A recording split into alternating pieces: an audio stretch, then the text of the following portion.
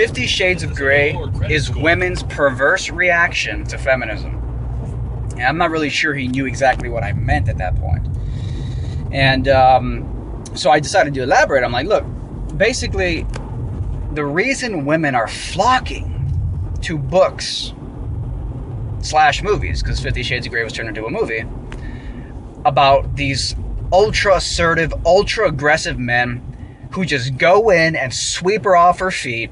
When the elevator doors close, he pounces on her and pins her arms up against the back of the elevator. And the reason that it's such an exaggerated version of this idea of a woman being swept off her feet by an assertive man. The reason that Christian Grey has to almost rape Anastasia Steele, fucking terrible name, the reason he has to practically rape her in chapter 12, the reason he smacks her near the end of the first book, the reason he has to be such a hyper-dominant, hyper-assertive man is because women aren't, it's politically incorrect in a post-feminist world for women to want to be feminine, to want to just be swept off her feet. A woman has to go out there and be manly, or really, to be masculine. It's not really manly or womanly. The real key distinguishing factor is masculine versus feminine. And hey, if you're a man who wants to be feminine, you can do that. If you're a woman who wants to be masculine, you can do that. I don't necessarily think it makes total sense, given that you're already born with a feminine body part. Why not just, jive in accordance with that? It seems to me you have the biological momentum is already in your favor. Might as well just go along with it. But whatever, people do what they do, and that's fine. You have a degree of malleability, and that's good for you. But the point is that the reason that 50 Shades of Grey is so popular, and why women are obsessed with an ultra hyper dominant man, is because feminism has shamed their femininity. I've said it before, feminism is anti-femininity. It's kind of an ironic title. Feminism, you'd think it'd be a movement for femininity, but it's not. It's a movement to turn self-hating, often fat and or ugly women into strange, manly women who are just pissed off at men, even though all they try to do with their lives is become butchy men. That's the paradox of the self-hating, fat, ugly feminist. She hates those piggish men, but all she wants to do is become a fucking man. She wants to get a job and become masculine. She says that gender is a social construct. I mean, a feminist is a woman who hates her vagina, who deeply, deeply hates her vagina. So the point is that, yes, in a post-feminist world where feminism has shamed femininity, women, because they can't be their naturally submissive selves, which is what femininity is, they have had this perverse reaction where, because they've suppressed their submissiveness, they need such a high dose of masculinity in order for them to feel good in their femininity. They need such a high dose of ultra aggressive man to satisfy them. And it's kind of an interesting thing, because the reason that they have to flock to the ultra assertive man in the fictional book is because they've been shamed from being submissive in real life. If a woman, the average woman who was a fan of 50 Shades of Grey, was given permission in a post-feminist world to be feminine and submissive, she would just go be that way with a real man. But because she's suppressing it and she's not getting the real thing, she has to go flock to a hyper version of it, a hyper exaggerated caricature of assertive masculinity in the form of Christian Grey and these frickin' insane romance novels. So that's on one level. But the other level is that when you think about what's driving a woman, the average, and I've said this before, when a woman, no matter how independent or liberated or empowered she is, a straight heterosexual woman, no matter how independent, empowered, and liberated she claims to be. I don't give a fuck if Beyonce says that women rule the world.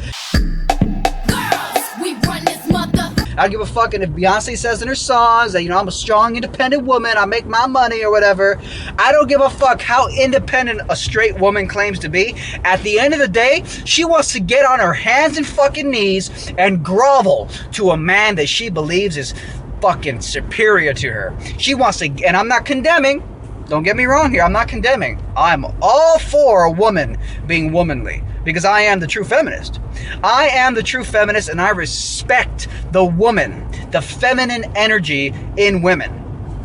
So yes, I don't care how independent a woman is. At the end of the day, she wants to get on her hands and knees and serve a man. She wants to get on her hands and knees and serve that cock. All right? So the problem is that if you take a woman like Beyonce or anybody, it doesn't have to be a superstar, any woman who has chosen to adopt certain masculine traits in her life, whether it's, trying to become absolutely independent, getting her own money, her own job, or simply just overall rejecting her feminine submissiveness as something to be ashamed of, when she goes out into the world, she's so masculine herself that she needs a crazily, insanely dominant, hyper-aggressive, hyper-assertive man to fulfill her.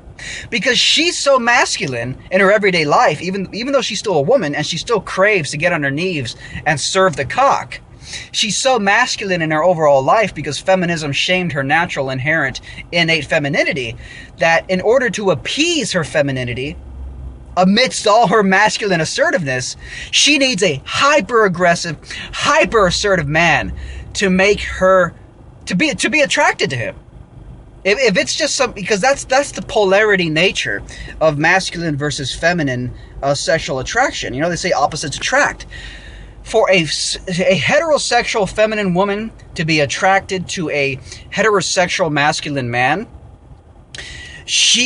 there needs to be a polarity there. And this is even true in homosexual couples. You think that homosexual couples, aren't heterosexual. Energetically speaking, even gay people are still heterosexuals.